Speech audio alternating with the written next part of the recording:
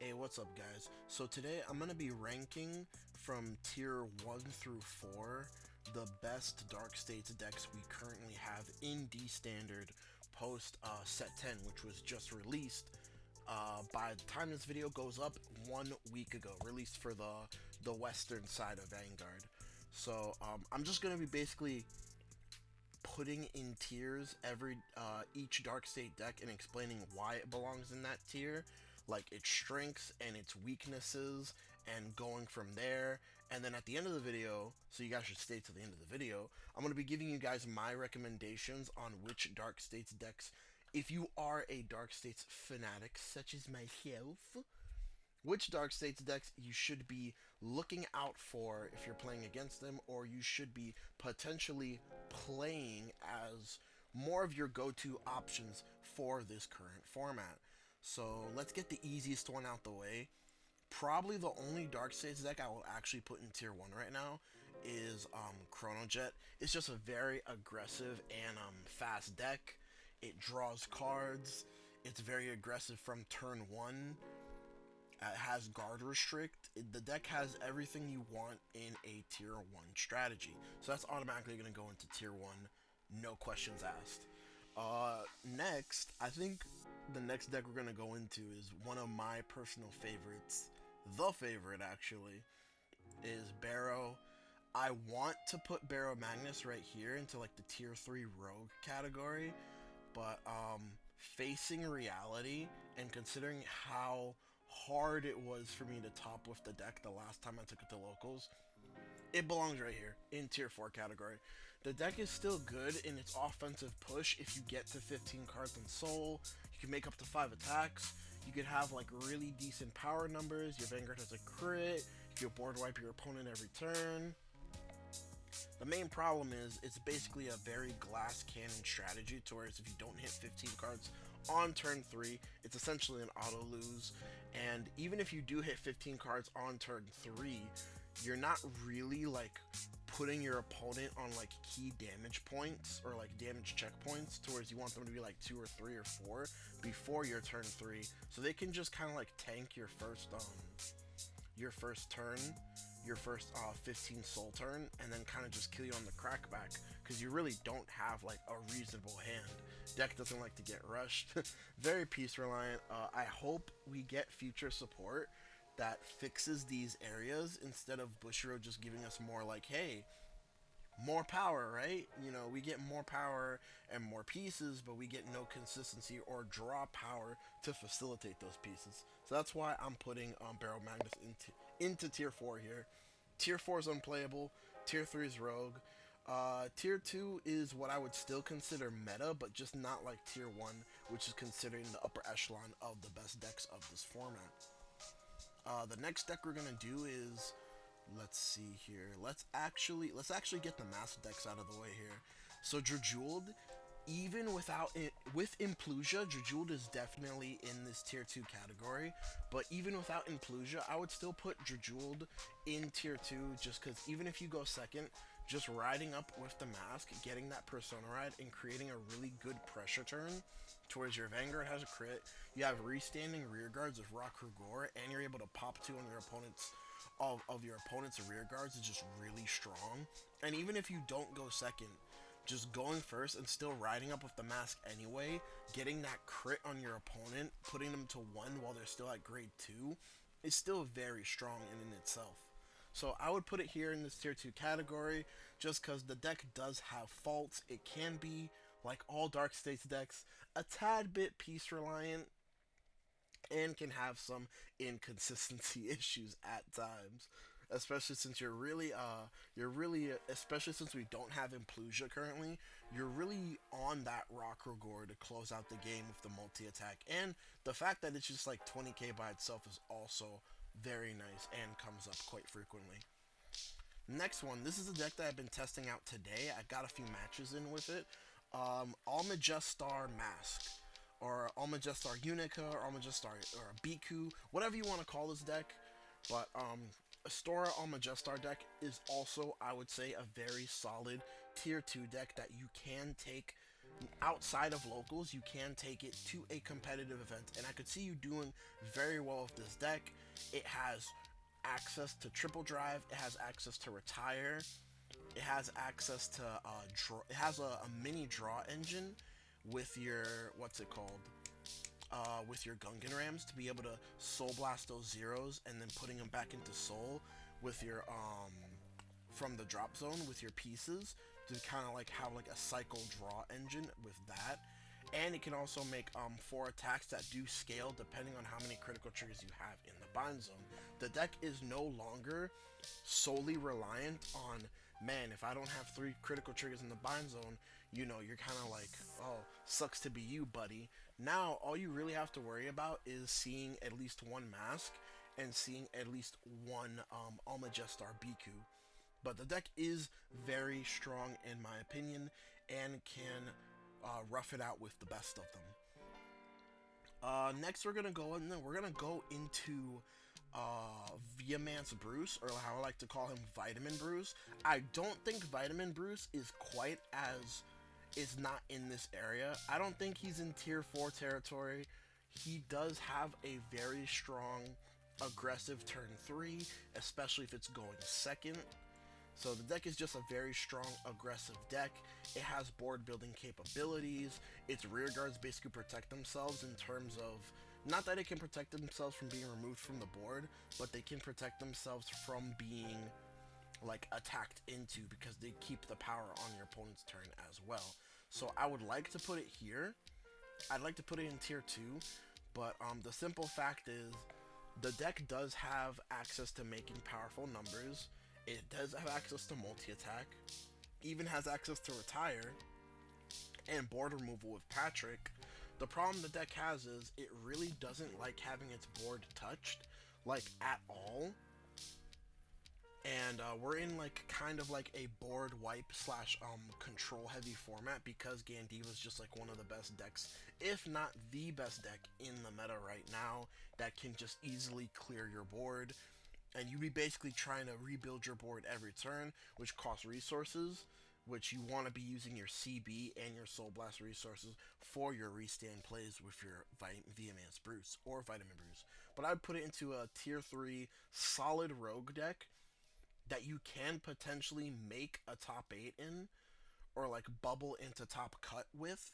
But I wouldn't say that you could win like, if you're trying to be as competitive as possible with Dark States, I wouldn't recommend Vehemance Bruce, because it does have its very obvious shortcomings. That, and it doesn't build a hand either.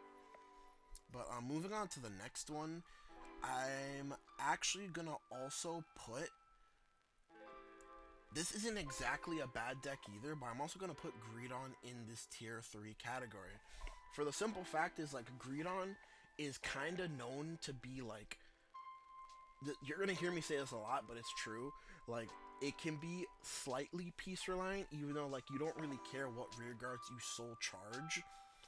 But it's very important that you get at least 1 Greedon into soul, so you can get that you die at 7 ability procced online as fast as possible, because the deck doesn't really call rear guards in the early because it needs them as food for your Greedon.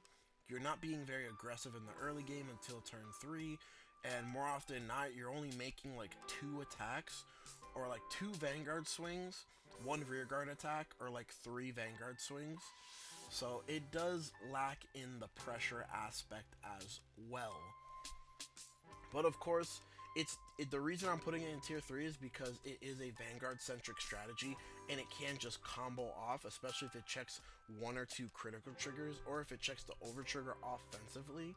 It can definitely be like a very how can I say, a very troublesome deck to deal with, since they're going to be having a Vanguard that's swinging with crits, and it does have access to guard restrict on the Vanguard, so it's not going to be a very easily PGable attack. So those are my reasons for putting Greedon in tier 3 for now. With future support, with the new Greedon mask, I could see it easily going into tier 2, but just with what we have from set 10, I would still put it in this tier 3 category. Next, honestly, I really didn't have too much of a high opinion on this deck when it first came out, I didn't like it. I didn't like the fact that its restand was locked behind an order card. But it just seems like the more generically good Dark States guards we get, just the more consistent this deck becomes. Obviously, it uses the cat from Jejuled quite well, and it also uses. I've also seen lists of Zargon that just make it so this deck never runs out of soul, and it makes 4 attacks, and those 4 attacks are going to be huge numbers regardless if you go first or second. Ideally, you do get the extra 5k benefit if you go second, but this deck is just very consistent on what it does, and it does what it does very well. The only caveat I would say is that it's not too. You're really like a turn 3 deck to whereas you can't really afford, because your turns cost 1 to 2 CB depending if you have a counter charger or not. You really can't afford to like play too aggressively in the early game. Especially in the early game, you do not build hand. You really don't build hand until you start riding up into your Lukier. So that's my reasoning for putting it into tier 2, just because it can make 4 attacks with very large numbers. So it's a solid deck. Definitely not the best deck, but a deck I could see that I could see like with a good pilot behind it, definitely getting into at least top cut, like if not like second or third place in a major tournament.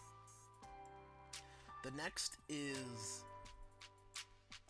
Chaos, man. I kind of want to put Chaos here, but I know Chaos is stronger than Viaman's Bruce, and I know Chaos is stronger than Greedon, so I'm gonna put it right here. I like these. Granted, these are not in any particular order.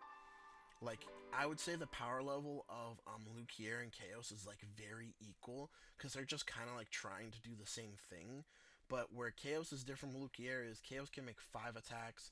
The numbers are generally around like just as large as Lukier's numbers, and it's more combo reliant, because you have to play for the 13 different names in Soul. You're relying on your Makanis for your restanders, which is not too terrible since the grade 1 Makani can fish out the grade 3 Makani. Also, the grade 1 order promo can also fish out the Makani and give the Makani power. It has deck thinning, which off the order card itself, which is very helpful in the deck.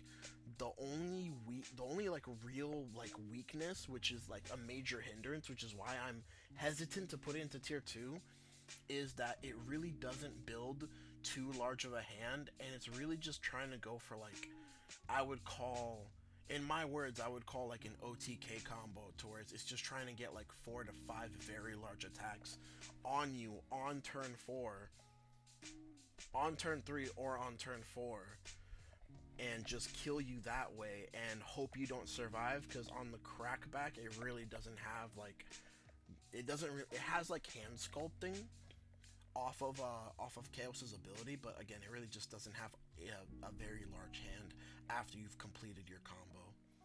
But I'm putting it here mainly because it has topped a BSF this year, a Springfest event. It has been on the topping team, and the theory was very, like, if anything, I'll link the deck profile down below, but the theory was very sound for this deck, and it's the most aggressive out of all these decks right here. It can play the most aggressive. Maybe you have an argument for Almagestar that can play just as aggressive as Chaos, but Chaos is like I said, at the end of the day, it's a combo deck, and there are combo lines to where you can get the Makani restand on your turn too. So like I said, it can be a hyper aggressive combo strategy that's just trying to like kill your opponent as fast as possible, but it does have inherent weaknesses in that strategy. So this is where I feel like Dark States is at currently post set 10. If you really like Dark States and you don't mind selling your soul to Chronojet, like nothing against Chronojet players, nothing against Gear players, but if you don't mind playing Chronojet and you're just like, man, I just want to play the best Dark States deck that's going to give me the best chance to win, I'm a Dark States head, and I don't care what deck I play as long as it's Dark States, then I would recommend Chronojet in this meta format. Now, if you didn't want to play Chrono Jet and you're like, man, like I'm a true, I'm a true tried and true Dark States main, and I wanna know what Dark States decks is gonna like help me be the most competitive with Dark States in this format outside of Chrono Jet. Outside of Chrono Jet, I would recommend either one of these two mass decks would be my recommendation. And then my third recommendation would be Lukier. I feel like Lukier is a very solid deck. Like I said, it's a very solid deck and solid in what it does. And those giant numbers, man, if the deck survives long enough, it just kind of kills you with those giant numbers. Those would be my recommendations. For rogue picks, if you're like a rogue warrior, for rogue picks, I would either recommend Vehemance Bruce, and I would technically still consider Chaos Rogue, but it does have a very high ceiling or a power ceiling, I would say. So I like if you're a Rogue Warrior, I would either recommend Vehemance Bruce or recommend Chaos. Now, for the decks in Dark States that I just wouldn't recommend at all in this format, unless you're just trying to play for fun, I wouldn't recommend Greedon at all in this format. I feel like if you don't hit your trigger checks the way you want to hit your trigger checks, you're gonna have a very bad time with Greedon, and it just can get easily like steamrolled, or you could easily just like you're just because you're not doing enough, and it can be very reliant on your trigger checks. So I wouldn't recommend Greedon, and I really wouldn't recommend Barrel Magnus either, because again, you either hit the 15 soul and you pray that's enough to kill your opponent either on that turn or the following turn, or you just don't hit the 15 soul and you lose. So that's the problem with Barrel being a glass cannon deck.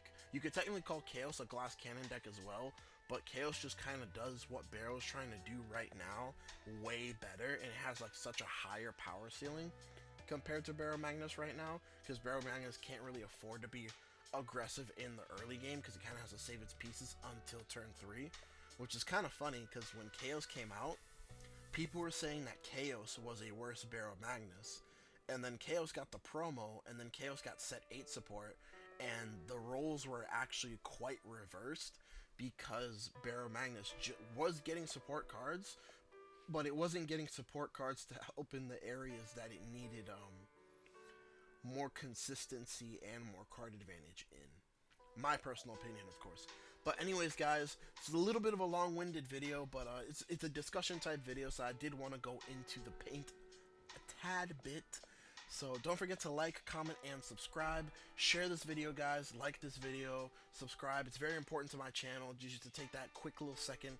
Share it to whatever platforms you want to share it to. Like it. Have your mom like it. Go on a different account and like it. And subscribe. We're so close to our goal, guys. And I know once we reach that goal, we're just going to be able to soar even higher. I'm going to have more beautiful Dark States content for you guys.